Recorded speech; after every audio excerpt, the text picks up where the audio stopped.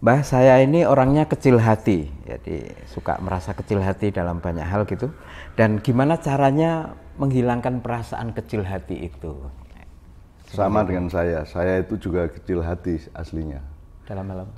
Yo, saya sekolah diusir dari SD di Magalan, Jombang, terus saya pindah SD Gontor dan teman-teman saya tuh gede-gede. Jadi anak-anak yang enggak naik-naik gitu loh kayaknya. Jadi ketika kelas 6 dia udah gede, udah mungkin udah usia SMA gitu. Jadi saya minder tiap hari. Tiap hari saya kecil hati. Tapi kan kita harus menaklukkan. Nah, cara menaklukkan, kenapa kita kecil hati? Karena kita menganggap ada yang lebih besar dari kita, kan begitu. Iya. Nah, itu kita elaborasi aja secara akal pikiran. Kan urusan hidup ini enggak besar kecil. Urusan hidup enggak hebat atau hebat, kan begitu. Kalau mau hebat-hebatan, yang hebat ya Allah.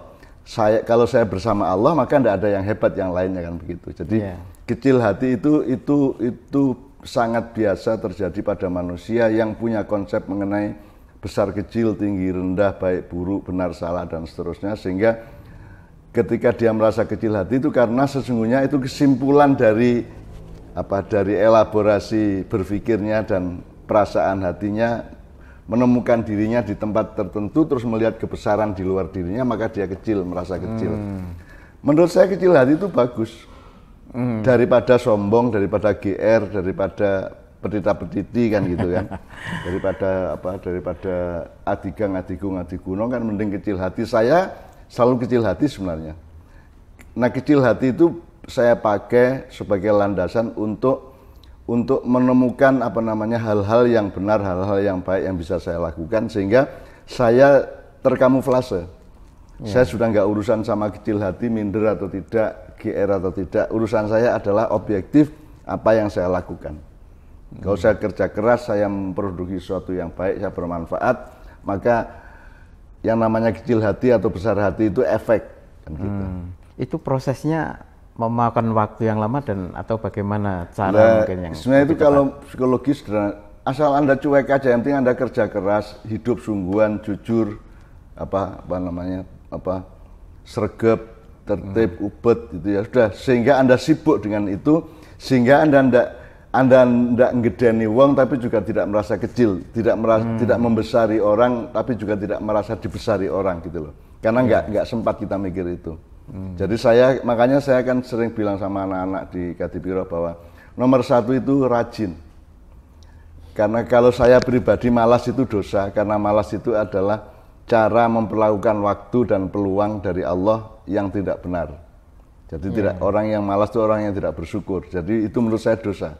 Makanya kalau Anda rajin, Anda sregep, Anda kerja keras, Anda terus konsentrasi pada mencari manfaat hidup, mencari kebaikan, mencari amal soleh dan seterusnya, maka soal kecil hati kan tidak ingat lagi lama-lama.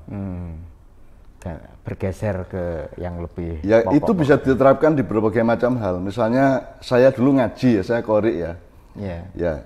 Waktu saya qori di Menturo sama di Gontor saya masih oke, tapi kemudian saya begadang di Malioboro 5 tahun sehingga pada transisi saya di puber itu suara saya hilang, suara saya itu rusak di Malioboro karena saya begadang tiap malam ya. Sehingga sistem suara saya terpengaruh oleh tidak sehatnya badan saya, sehingga ketika masuki masa dewasa saya tidak hebat, tidak lagi seperti zaman saya kanak-kanak.